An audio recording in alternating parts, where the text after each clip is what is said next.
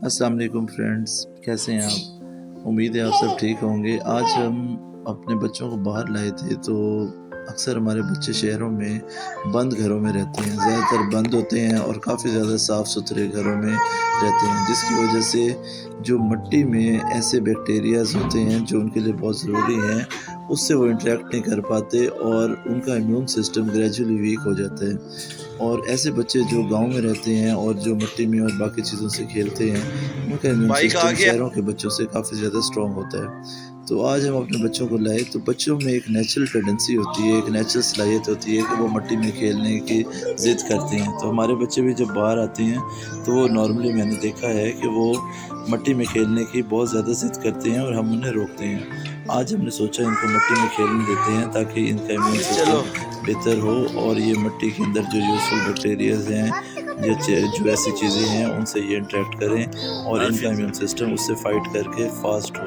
यानी उनका जो क़ुव्वत मुदाफ़ियती निज़ाम है वो मज़बूत हो।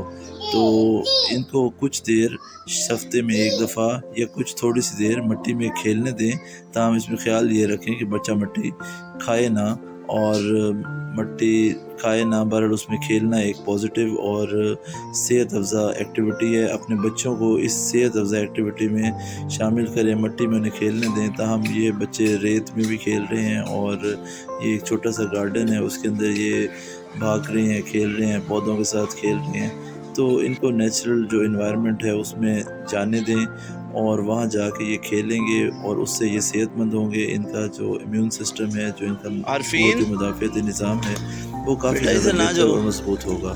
इनको प्लांटेशन की आदत डालें, पौधों के साथ खेलें, पौधों के साथ मिट्टी लिंक्ड है, तो उससे भी इनका जो सारा इम्यून सिस्टम है ये मज़बूत होंगे और ताकतवर होंगे। तो आज की हमारी वीडियो बस इतनी ही थी। आपको अगर अच्छी लगे तो इसको लाज़मी लाइक करें और चैनल को सब्सक्राइब करें। बहुत शुक्रिया।